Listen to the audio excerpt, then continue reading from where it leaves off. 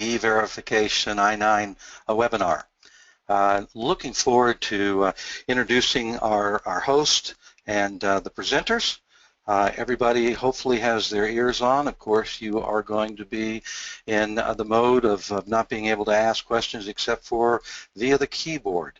So remember, no policy questions and no questions regarding an individual case. We'll have with us today Dave from the USCIS, Department of Homeland Security. But before I introduce Dave, you're seeing some wonderful pictures there of our partners.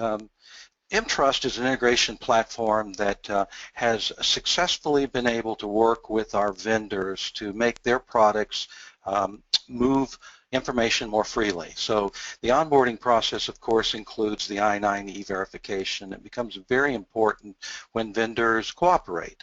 So let me introduce you to our Berkshire associates.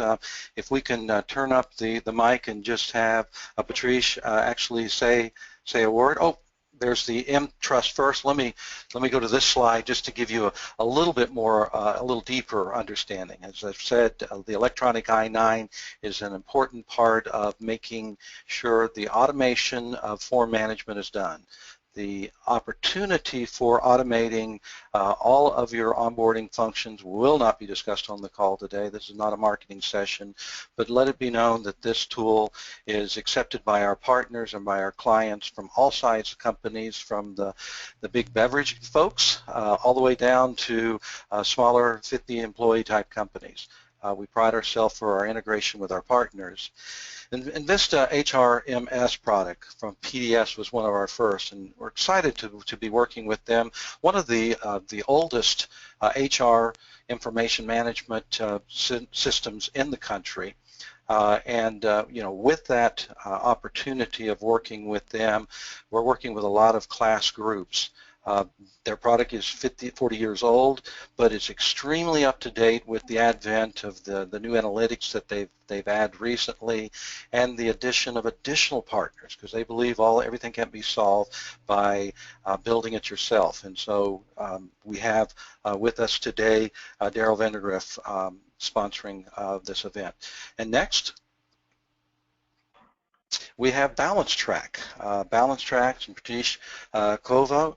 Let me turn up the mic and let her just say a little bit about what BalanceTrack does at this time. Hi, thank you so much, Larry. This is Patrice Crovo with Berkshire Associates.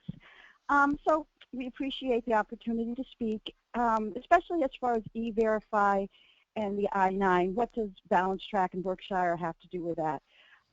Berkshire is an HR consulting company. We provide service and software for affirmative action, compliance, and EEO support.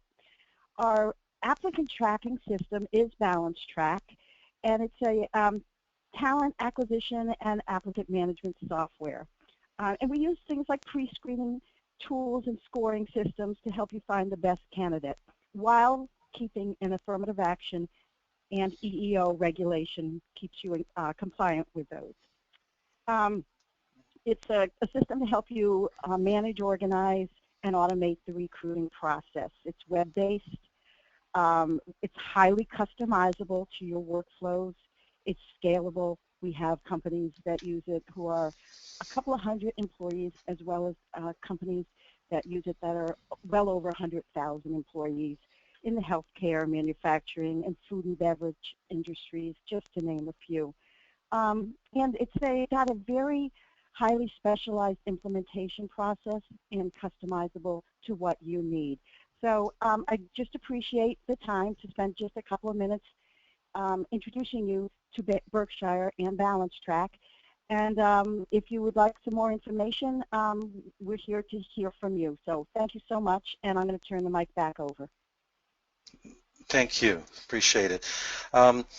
Before I introduce ESR, the other common theme for compliance, and of course as we are going to be focusing on Dave's presentation on I-9 and E-verification, if we wanted to do just I-9 and E-verification, it's just not enough anymore in today's world for compliance just to do those type of tasks that you feel like you want to do. The government has a lot of different regulations, and with that you have to have sponsors and partners both on the software side as well as the service side that will address that. As PDS has, and working with them and the balance track, we have the same with ESR, and working with them, we invited them to be a partner for the same reason. They have a unique value proposition, and I'll let this time Marcy explain just briefly that value proposition. Well, thank you very much, and I do appreciate the opportunity to be here. We at ESR are very excited to be partnered with this group. You know, ultimately what we're here for is about compliance, the I-9, the E-Verify, all very important components. ESR is an employment screening company. We were founded in 1997 by Lester Rosen, who also wrote the Safe Hiring Manual. We are accredited by the National Association of Professional Background Screeners, which is a very small portion of background screening companies actually achieve. And so we're really just excited to be here and to be part of this. And again, bottom line, it's compliance and keeping your company and your people safe, and that's what we feel we can do for you. Wonderful. Now when you combine all of these, next slide, when you combine all these different areas of technology together, you can accomplish the transformational element of HR, which is important. But if you miss out on the transactional element, which is the conversation that we'll now start with Dave here. Dave Besham is with USCIS, through the Department of Homeland Security. We share a common state of birth. We're both from West Virginia, Dave. I don't think I'd mentioned that. And we both are trade show warriors. Mine's a little bit different. I go as the trade show concierge to about 20 trade shows in HR each year, and Dave goes representing the Homeland Security value of what his systems that he's going to be talking about that are built to protect us. So with that said, Dave, would you give us some insight that we didn't know before about E-verification and I-9?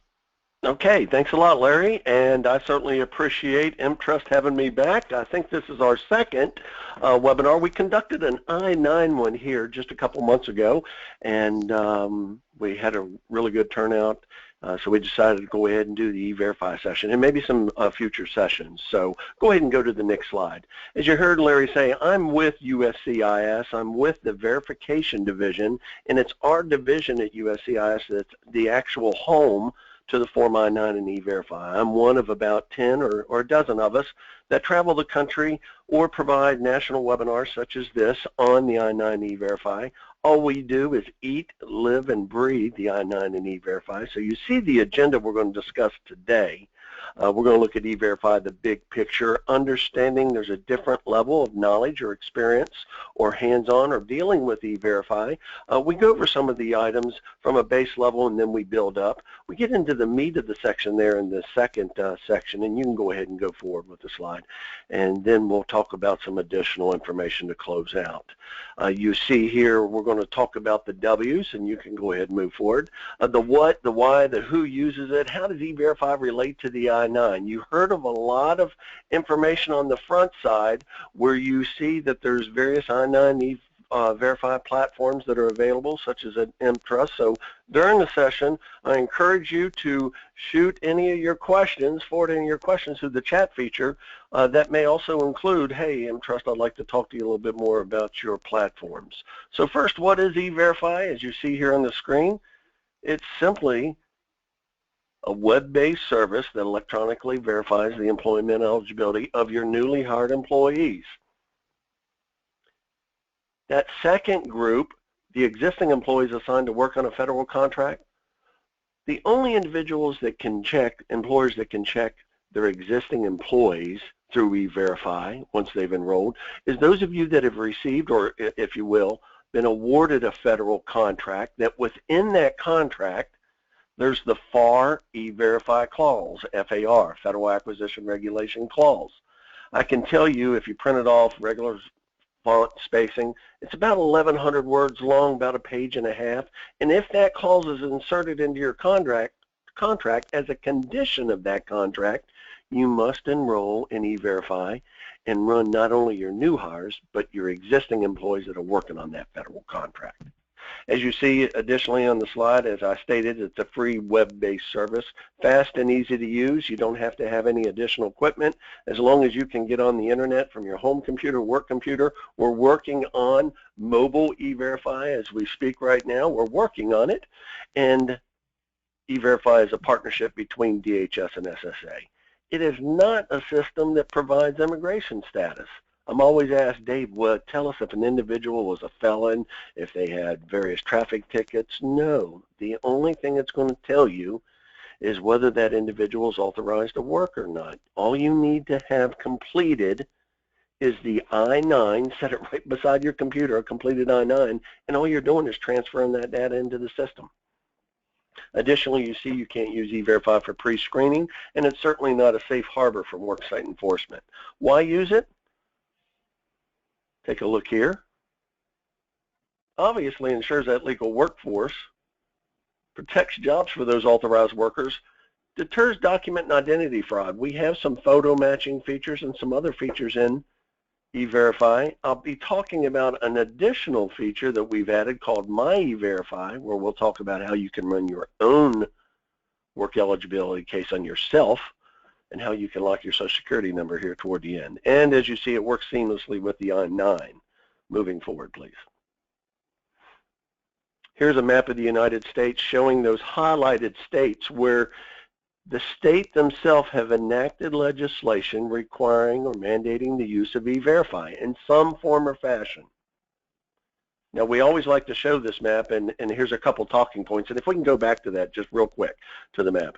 If you are you may be in a state that is not enrolled in E-Verify, but you have employees or offices in other states that are mandated to use, you need to know what the rules and regulations are for that specific state. We do not provide that at the federal level, but Google's a great thing, isn't it? You can E-Verify Illinois or E-Verify Utah and find out what their state law states. So be aware if you are going to have employees in other states that you're aware of that state legislation in regards to E-Verify. Go ahead and move forward. You see the growth of E-Verify. We enroll, I would say, anywhere between 12 and 1,500 employers each week. I think that number 630,000 is probably up closer to 650,000 now. And as you can see, employers in every industry, state, territory use E-Verify. Go ahead and move forward. Anytime I use the term United States today, I'm not only talking about the 50 United States, I'm also talking about Guam, Puerto Rico, the Virgin Islands, the CNMI, which is the Commonwealth of Northern Mariana Islands, are located very near Guam. They were federalized back in 2009, as well as Washington, D.C. Now, there are some changes on how you complete the I-9 once you enroll in E-Verify. Where are these changes? How would you know about these additional requirements in completing the I-9 once you enroll in E-Verify? You can go to our public website. You'll see that resource, and I understand that you're going to be receiving this PowerPoint after today's session.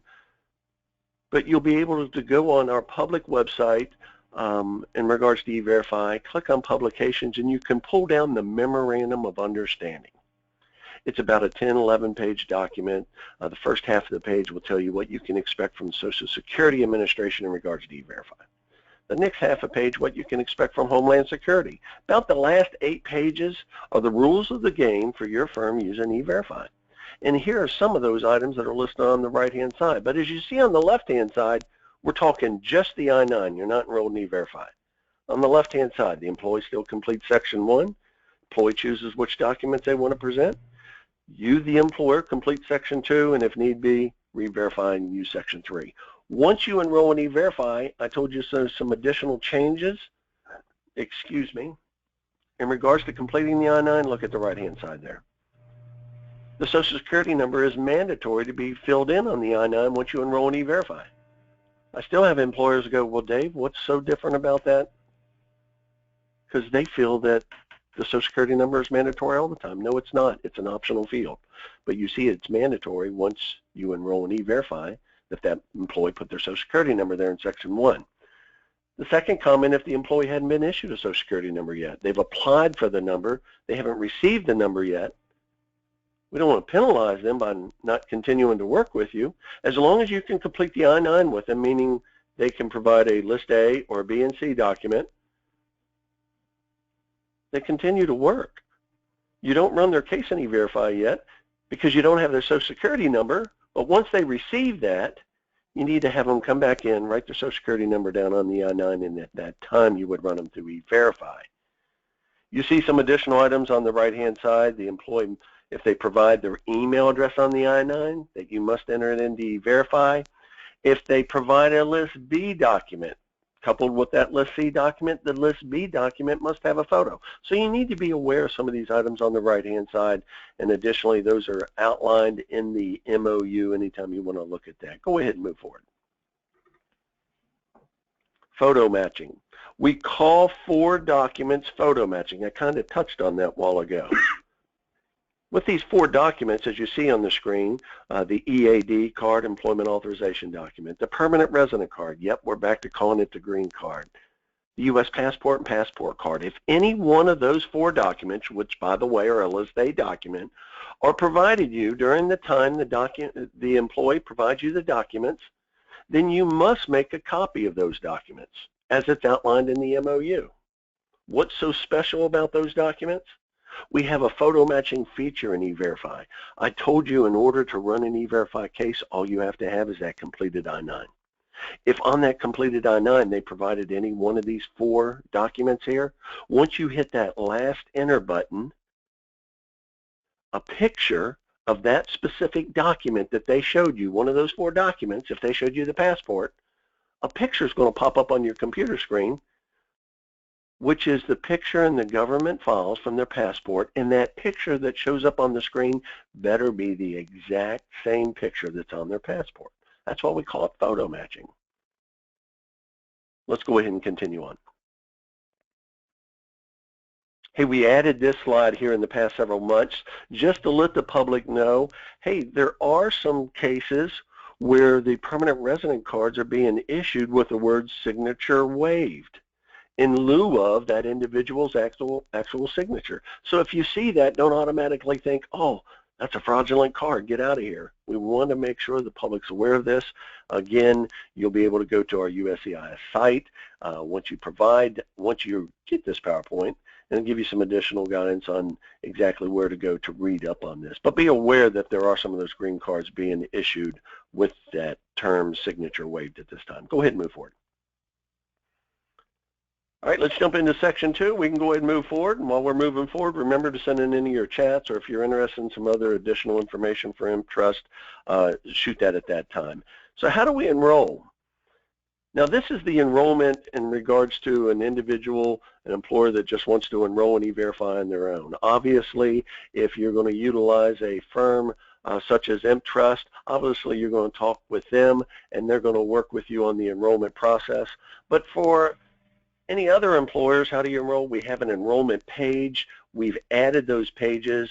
This is just a snapshot of that page to allow you to see some of the processes of enrolling, exactly what you need to do. We also provide a 1-800 call center number that you can contact and talk to a live representative on any question on the I-9 or E-Verify Monday through Friday, 8 a.m. to 5 p.m., your time zone. And you'll see that number toward the end. Go ahead and move forward, please. With this enrollment page, you see if you're ready to enroll, you could click here, and it just drives you step through the process. Go ahead and move forward. One of the items that you're going to see during the enrollment process, we're going to ask you 4 questions. They're either a yes or no answer. And it's basically, how do you plan to use the system? It's a question, you answer yes or no. Once you've answered those, it's going to provide you what's called an access method. But you see the resource page right here which is basically just information that you need to gather up that'll help speed your enrollment process. That's all. Let's go ahead and move forward. I talked about those 4 questions. You answer yes or no, and depending on how you answer those, at the end of that, the system's going to come back and say, hey, based on how you answered these questions, we feel that you are probably looking for the access method of one of these 4. The employer access method on the left-hand side is the most common of all the access methods. Its definition is pretty much what I've talked about since we started today. You're going to electronically verify the employment eligibility of your newly hired employees, of those that have a federal contract, those existing employees working on the contract, etc. The most common. The second one, the E-Verify employer agent, for those of you that may have worked around E-Verify in the past, is formerly known as the designated agent. But that's simply for those companies that create cases for other client companies. You know, there's companies out there that will handle your E-Verify cases for you on their I-9 or E-Verify platforms. EMPTrust has a platform for you. But it's those firms right there, such as companies will do your payroll for you, that are considered E-Verify employer agents. The corporate administrator you see on the third access method, it's simply a management oversight tool. Maybe you have an office in Washington, D.C., and that's your corporate headquarters, and you have 11 other offices around the country. You know each one of those offices and locations are hiring 5 to 10 people each week. You want to be able to sit there at your corporate office in D.C. and ensure that your locations are running those individuals through E-Verify. You can do that as the corporate administrator. But you'll see the last sentence there under that block. You can't run an individual case on an individual through E-Verify. If you were to hire an individual there at that Washington, D.C. corporate office, you can't run an individual through E-Verify via the corporate administrator. You would also have to enroll as the employer access method. Then the fourth one, web services. This is really where the web services definition really ties into what EMPTrust offers. We're a company develops software that interfaces with E-Verify, and that's one of the reasons why I'm on here today to message the I-9 in some E-Verify with you, but also to let you know that EMPTrust does offer that service. Let's go ahead and move forward. During the enrollment process, you elect who is it in your company that you're going to actually have run the E-Verify cases. It might be you have opted that you're going to have myself and Marcy run the E-Verify cases. Well, during that, when you're loading us as the users of E-Verify for your company, you have to pick which role do you want us to be assigned. And you see the roles here on your screen, a program administrator or a general user.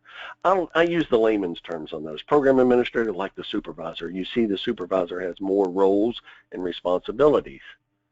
With a general user, they're kind of like that horse on that racetrack with those blinders. They can only see the work that they're performing. If me and Marcy were users on E-Verify for a firm and we were both assigned as a general user role, I can only see my work, Marcy can only see her work. We can't see each other. If Marcy's out sick, I can't assist her cases and vice versa. That's why we recommend at a minimum when you enroll in E-Verify, you have at least 2 individuals signed on to use E-Verify to run the cases as program administrators. Go ahead and move forward. Here's the required posters that must be visible to prospective employees when you enroll. Now don't fret, we use the term poster, but once you enroll, you can run those posters off on our resource page.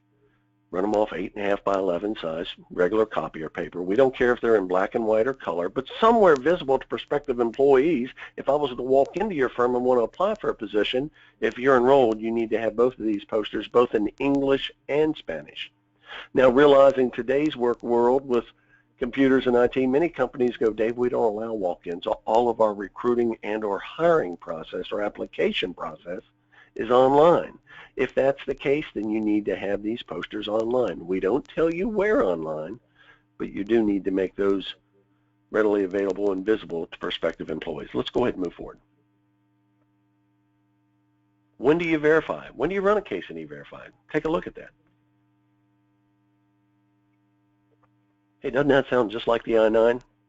No later than the 3rd business day after the employee's start date, you have to run them through E-Verify. Now let's talk about that for a second. Everything starts with the I-9, right? Because you got to have a completed I-9 in order to run them through E-Verify.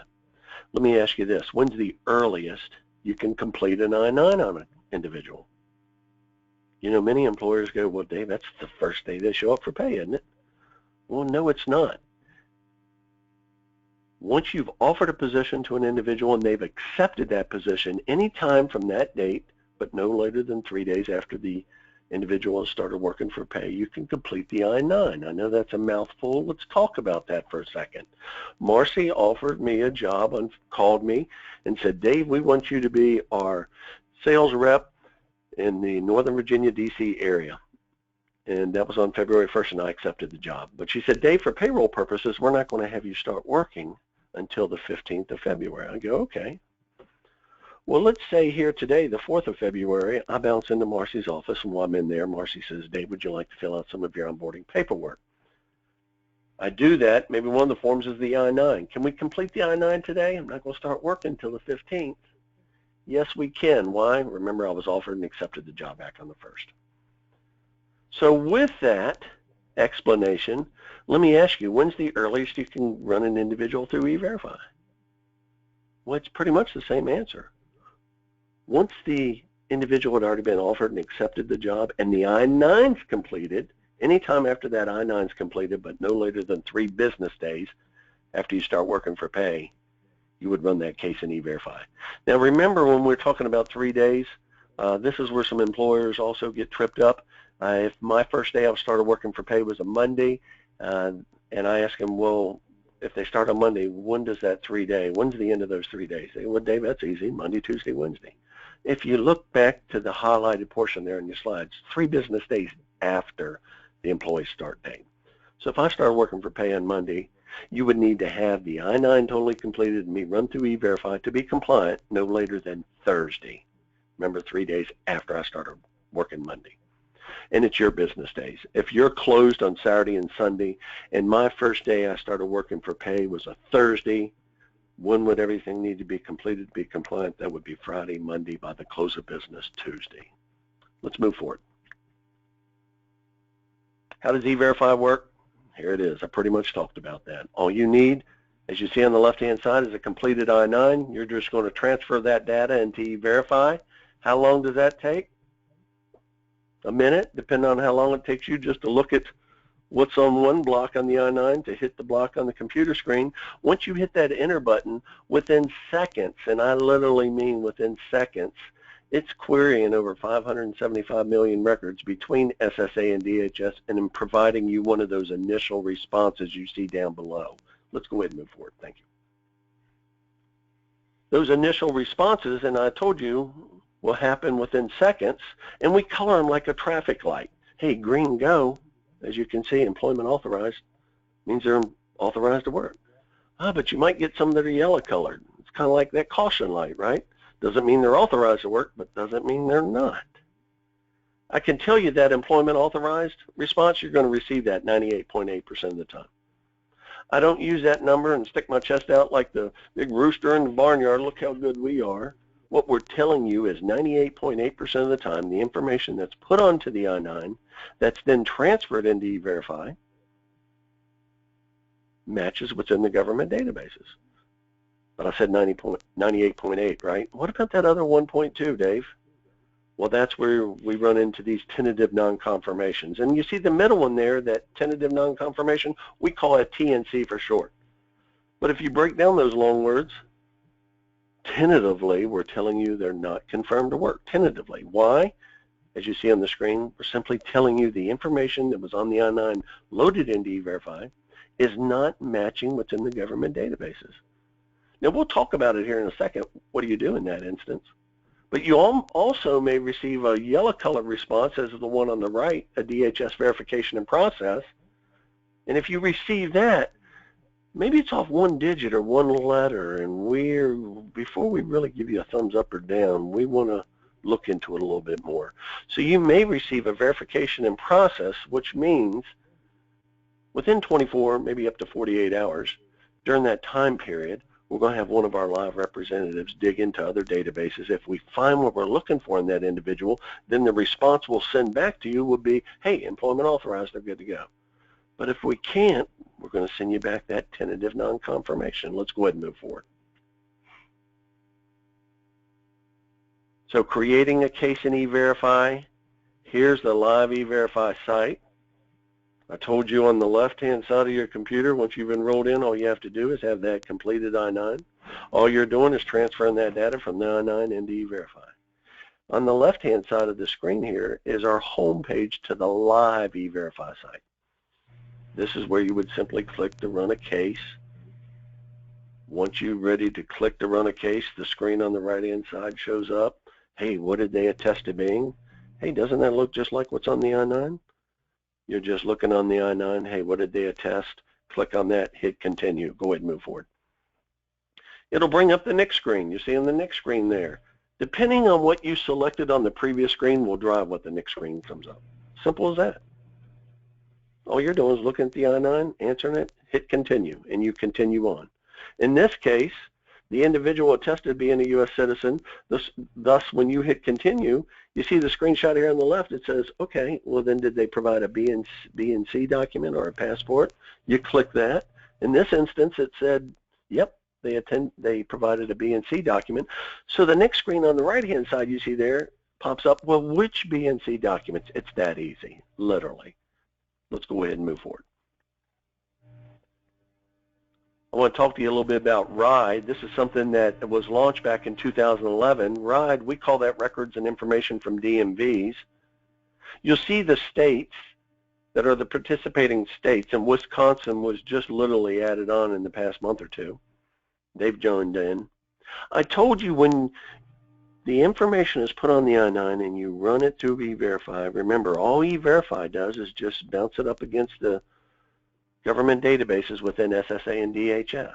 But if an individual at the time they're completing the I-9 provides a driver's license, which is a List B document, from one of these states,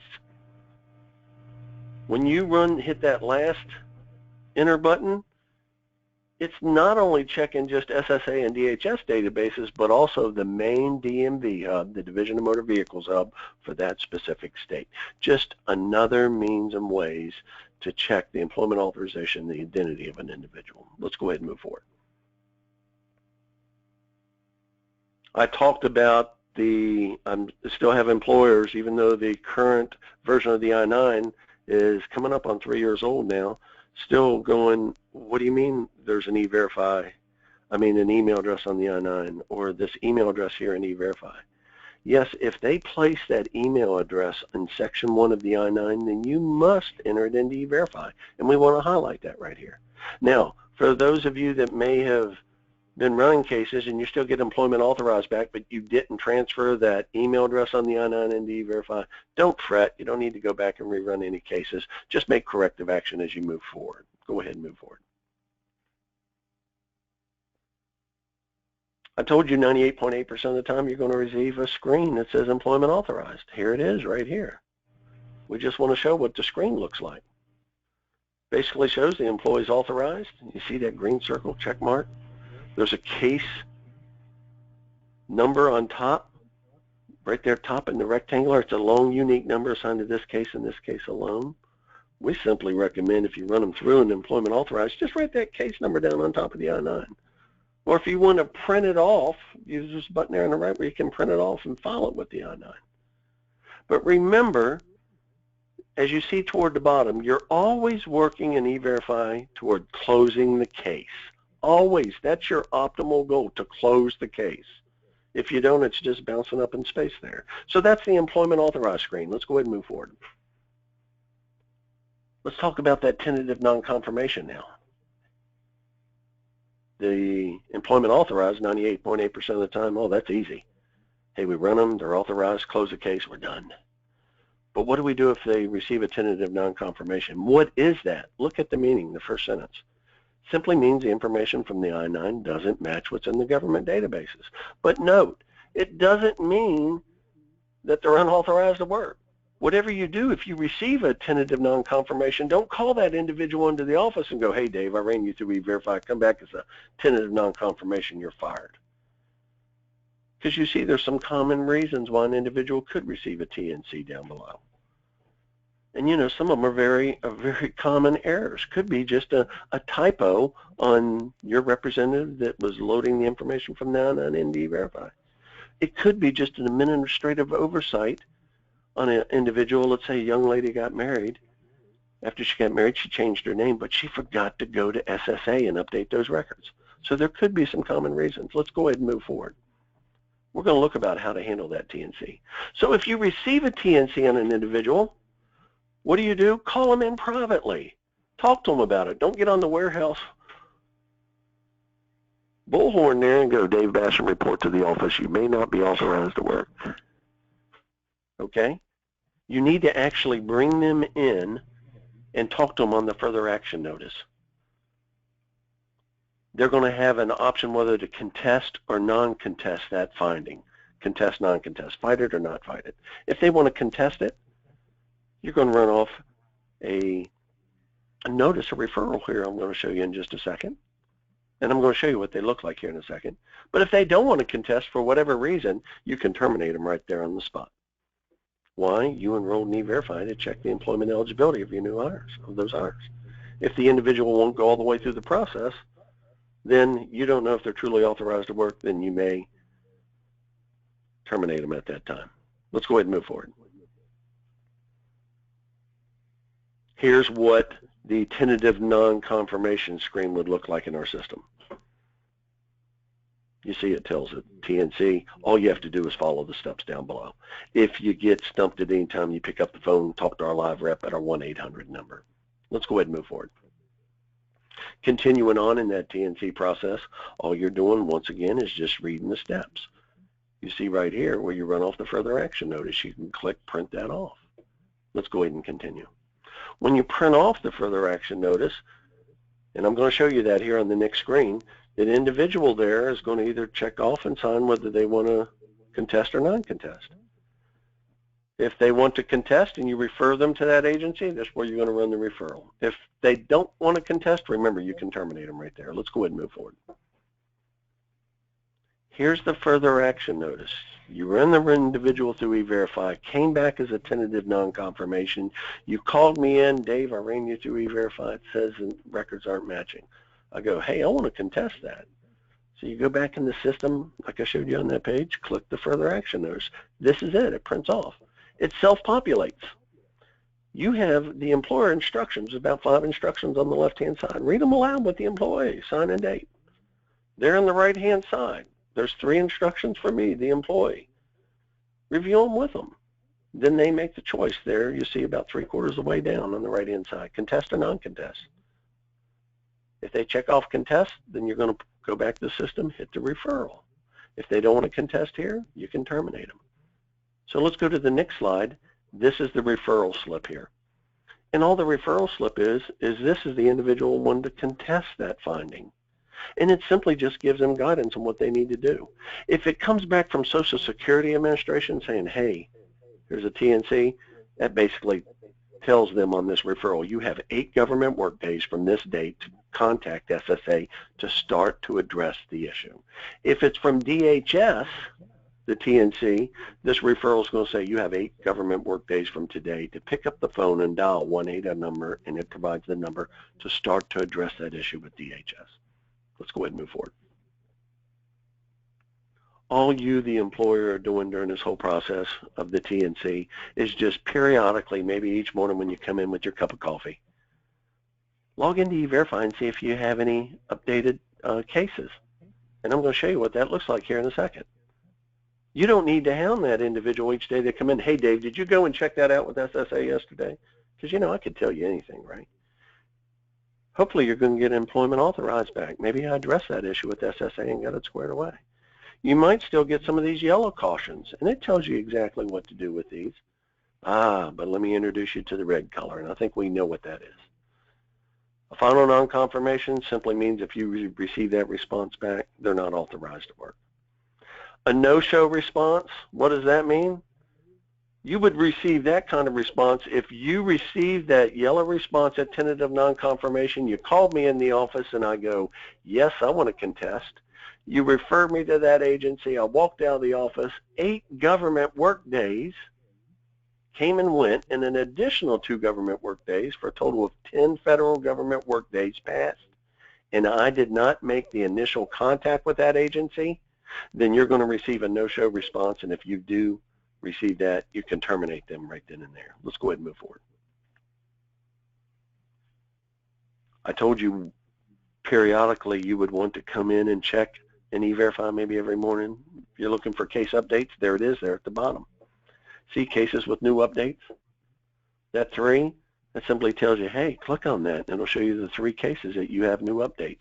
Remember when I told you when you're running cases in E-Verify, look to the left-hand side, that number 5, that you're always working toward closing the case in E-Verify. You might run me through and it's employment authorized, but if you don't close it, it's bouncing up there in space. I can tell you, I bet you 99% of those 5 cases there that need to be closed, that's what they are, I bet. Okay, so you have some statuses there that you can follow on with E-Verify. Let's go ahead and move forward. Let's wind down with some additional information. We can go ahead and move forward. Remember, go ahead and send any of your questions you have in the chat feature, or if you want EMPTrust to hit you up with some additional information, go ahead and provide your information there at that time. So handling a TNC, hey, the employee has some rights. Remember, I told you if they receive that TNC, that yellow color response you did, and you bring them in, and if they want to address that, they have 8 federal government work days, which it's listed on those notices for them to address that issue. Now, look at the 2 following points there. During this TNC process, the employee continues to work. You can't take any adverse action against them. Because remember, it could have been something as simple as there was a typo on your end, or that young lady forgot to change her name if she got married, or maybe their citizenship status, they had just changed it maybe a couple days prior and it hadn't caught up to all the government records. So whatever you do, don't put them on administrative leave, or if they're working days, say, hey, you got to work nights, or if they're working in the warehouse, hey, you got to sit in here and you're going to file some paperwork away until we get this squared. You can't do that. Office of Special Counsel from Department of Justice says that's a big no-no. Let's go ahead and move forward. Your responsibilities as the employers. We kind of touched on a lot of these. Make sure that you have already hired an individual and completed the I-9 before you run them through E-Verify. You can't run them through E-Verify as a pre-screening to that position. No matter how long you may have known someone, once you enroll in E-Verify, you need to run all your new hires through. You can't be pre-selective. And you see some additional responsibilities here in regards to E-Verify and your responsibilities as the employer here. Go ahead and move forward, please.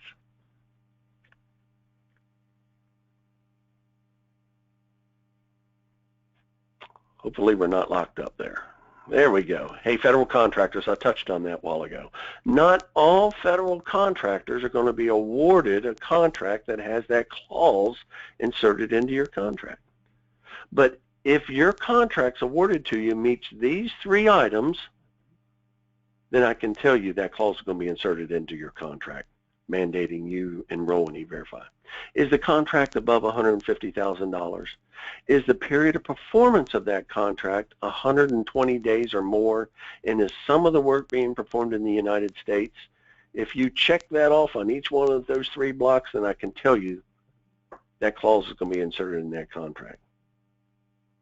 There are also some rules for subcontractors, and we hold a special webinar, and we have some information on our website for federal contractors in regards to the prime contract and subcontractors. I highly recommend that you visit our website and click on that tab that says federal contractors. Let's go ahead and move forward. My E-Verify. I touched on that at the very beginning. E-Verify is for you, the employer, to check the work eligibility of your new hires or existing employees if you have that federal contract. My E-Verify is for you to check your own work eligibility. You can go to My E-Verify, which is a free link right there on our site, right there at work, and you can go into My E-Verify, set up your own account, run yourself through E-Verify. That's called self-check. After you run yourself through self-check, then you can go in and lock your Social Security number. We call that self-lock. We've just added that here in the past X months. By locking your Social Security number, you don't have to worry about an individual at another employer that uses E-Verify, another individual trying to use your Social in E-Verify. It won't happen. I told you I work in an outreach group, and we simply message the I-9 E-Verify for USCIS. Every month, I generally go over to our monitoring compliance section and always ask, hey, what's some of the wildest cases y'all working on now? One of the analysts will bring up a screen and go, hey, Dave, looky here. Look at this John Smith that has been hired using his name and that SOCH at these 18 locations around the nation in the past 36 hours. I think we have a problem there, right? Self-lock. It's a great thing to do. And it's free. Let's go ahead and move forward. E-Verify Employer Search Tool. You can go onto our site. You can filter by zip code, by whether a federal contractor or not. Maybe you're in Houston, Texas, and maybe you're a hospital and you're considering using E-Verify. You want to talk to another hospital. You can go in and filter employers that are enrolled in E-Verify. It's public information. So it's just a tool readily available for you. Let's go ahead and move forward. Stay up to date. What's the best way to stay up to date with I-9 and E-Verify? Obviously, I'm sure EMPTrust is going to provide you some information, but we also have what we call, and you see there right on the left-hand side, our e-newsletter. It's the E-Verify Connection. If you go onto our site, E-Verify, public site, on the left-hand side, go down to Publications, click on that, and then click on Newsletters. You'll see our current newsletter and our archive newsletters. They come out about 6-8 times annually, about 6-8 weeks apart. It's one page, literally just one side. And all it does is tell you the latest and greatest news on the I-9 E-Verify. Hey, here are some new countries that fall under TPS. Hey, you know, records are being deleted out of E-Verify after 10 years, etc. You know, hey, there's a smart I-9 or a possible new I-9 that's being looked at that was in the Federal Registry, by the way. There was a 60-day comment period that just ended the end of January. So that's the best way for you to keep up with changes with I-9 and E-Verify. And you see some of our other ways, social media, to keep up. Go ahead and move forward, please. I'm with Outreach. You can go ahead and move forward from this. I'm one of, as I stated, about 10. We have a team, a small team in D.C. and Lincoln, Nebraska, and Los Angeles, where all we do is speak at conferences, live, national, state chapters. We conduct webinars such as this. So if you're interested in our services, hey, you can reach back out to EMPTrust, you know, say, hey, how do we contact that Dave guy so we can talk to him? Our services are free for our presentations, and we handle all our travel costs, so there's no cost to you whatsoever. Let's go ahead and move forward, please. Some educational videos. I do want to highlight, see that Form I-9 vignettes? If you go to our I-9 Central website, we started that website several years ago. It's your one-stop shop in regards to everything on the I-9. We've added under the educational section what we call Form I-9 vignettes. Now, I'm an old country boy, as you heard from Larry from West Virginia. I like to call them lunchback sessions.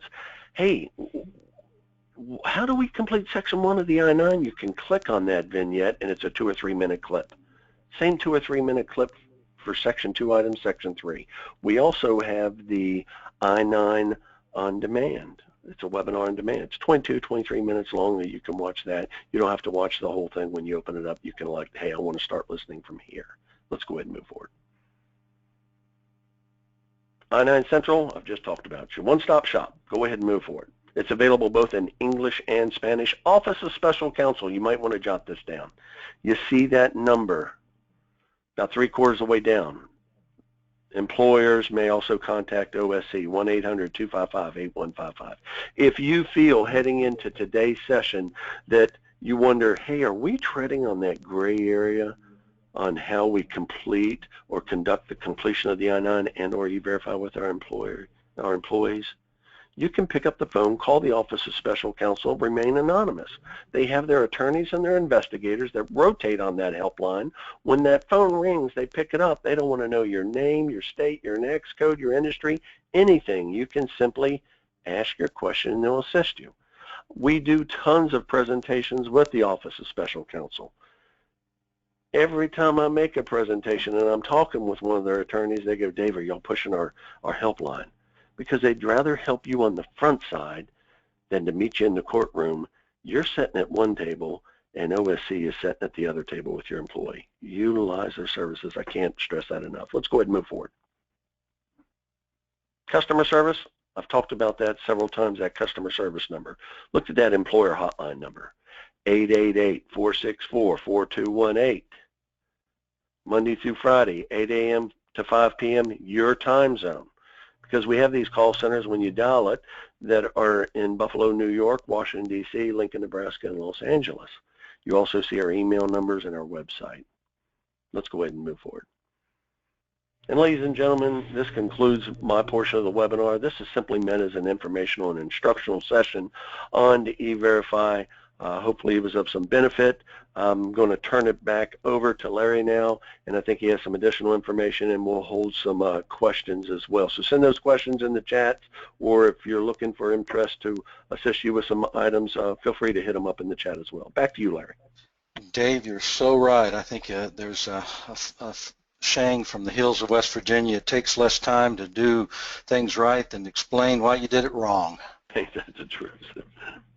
So we thank Dave for his participation here.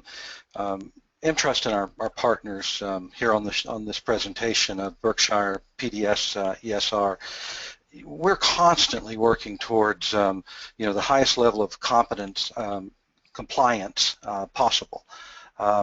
There's some questions. I know that there's one particular question that I'd like to bring back to you. It was stated, online work posters. Oh no, Dave, will I be fined if the new employees don't see them online? And you know, that's a great question. We do not put anything about, hey, you're going to be fined in the MOU if we don't have the posters or this or that. The one area where we do say, and let me answer that question first, no, you will not, okay? But the key is make sure you have them online, okay? We don't tell you where. We don't make the determination, hey, you had them too deep in your website, nothing along that line. But the only area where we talk about a fine in the MOU is in the event that you've run an individual through, and if it came back as they're not authorized to work at the end of the process, and you continued to allow them to work, and you hadn't picked up the phone and called the Homeland Security, and at least to discuss that issue with them, that's where you can start running into a fine. Okay, so back to you, Larry. Yes, and EMPTrust, part of what we are trying to accomplish in the marketplace, we begin it with today's session on the education. Compliance is not possible without education, and thank you, Dave, for that. We also believe that compliance is not possible without partners' engagement. So we know that if all we do is to build links to I-9 e-verification rules, we constantly change and update and capture, the refresh content, it's still not going to give us what we need unless our platform is managing those exceptions. And that's the unique value proposition that our HR platform does for onboarding, offboarding, the electronic I-9 and e-verification. We're attempting to look at all of those, as Dave mentioned, those tentative non-confirmations. Now that's replying to the e-verification, but there's so many of those gotchas that a decent platform in HR will manage those, but managing the exceptions of the true problems of a tentative non-confirmation with technology is best served if the technology understands all possible exceptions. And so that is what we're attempting to do with the EMPTrust integration platforms, is to make HR easier. To make sure that we're covering those things that are important for regulatory as well as for new hire experience. So if you have any questions and would like to know more about it, please reach back out to us, and we'll provide that insight from us or any of our partners that have integrated these fine solutions together to make your days easier. Anything else from any of the panelists at this time? Yes, Larry, hi, this is Patrice at Berkshire. We do have a few questions that came over. Can I present them to Dave? Please. Okay, the first is, hello, can you have two access levels, such as corporate administrator and employer? And that was asked by Cal. Yes, most definitely. And that's the only way that you would really have two access methods is as a corporate administrator, where you can, as I state, oversee all your E-Verify accounts, maybe at different locations. And you know, I used that example a while ago. Maybe you have 11 offices around countries. I went down to a southern college here just about 2 years ago, and on the college campus, they had each individual department. There was 89 departments enroll in E-Verify, and then the one HR department was the corporate administrator. So yes, the corporate administrator is the oversight, but in order to run a case through E-Verify, you have to do it either through the employer access method, and in that case you would do that, or the employer E-Verify employer agent. But to answer your question, yes. Back to you, Patricia. Great. Thank you. Now, Carrie asks the question, do you have to E-Verify rehires? Ah, that's a good question. And you know what? In our E-Verify manual, and what page is that? Oh, you have to bear with me. I'm having a brain hiccup here, but we talk about rehires in E-Verify. And Larry, bear with me. I'm going to find what page that is, and I'll send that to y'all after we're done. And maybe when you send the PowerPoint out, you can give them the page. But there's several different scenarios where you would or you wouldn't. I'd probably take 5 minutes here going through all of those, and then probably have a lot more questions. So I'm going to provide you the page number to look that up, and I'll send that to y'all, Larry, afterwards, and hopefully you can send that out with the PowerPoint. Perfect. But there are times where you would, and there are times where you would not. Okay, I will say that. Back to you, Patrice. Another question. Does the person that sees the IDs and enters them into the I-9 Step 2 have to re-verify the employee as well? That's a good question. And we have on our I-9 PowerPoint that you can go to our E-Verify website. And on our E-Verify website, let me tell you this before I forget, and you look on the left-hand side, scroll down to Publications, hit that, and then you can hit our presentations, click that. Then click on the I-9 presentation, and we have one particular slide that we show which documents have to be re-verified when they expire and which they do not. Not all documents have to be re-verified. None of your List A documents have to be re-verified. So you may want to take a look at that and to see which documents need to be re-verified, and it shows you on that specific slide. Back to you, Patrice. One more question from Athena. If you are a federal contractor and have older employees that have not completed E-Verify in the past, should we run it or only for new employees?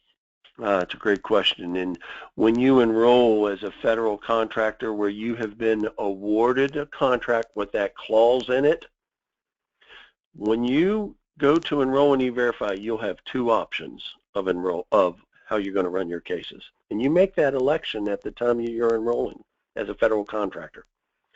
Are you going to run just your new hires from that day forward, every new hire that comes in, you're going to run them through E-Verify, and of your existing workforce, those that are performing direct work on the contract, or do you want to run just all your employees? That means all your existing and all your new. You get to make that election, okay? Now, let me say this in regards, there's a little asterisk with those existing employees. If you have an existing employee that was hired on November 6, 1986 or later, you won't have an I-9 on them because remember, the I-9 wasn't born. You didn't complete an I-9 on anyone until November 7th of 86 moving on. So if they're still working for you, maybe you hired them in 83 and they're working on that federal contract, you wouldn't run them through E-Verify. Why? For lack of better terms, they were grandfathered in because they don't even have an I-9 at that time. So hopefully that assists there. Back to you, Patrice. That's all the questions I'm seeing right now. Wonderful. Thank you guys for for a great presentation. We're up against the hour here. As you're well aware, the internet is available for finding a million different things, but if you need help finding those vendors that are that will help you with compliance with the e-verification I-9 process and those million different steps afterwards, take a look at us and our partners, and we will show you ways of making things simpler and ways economical for getting your job done. So again, thank our participants, thank the panelists, and of course Dave, as always, looking forward to hearing your presentations and learning more from it, and we'll see you on the trade show circuit. Okay. Thank you. Bye all.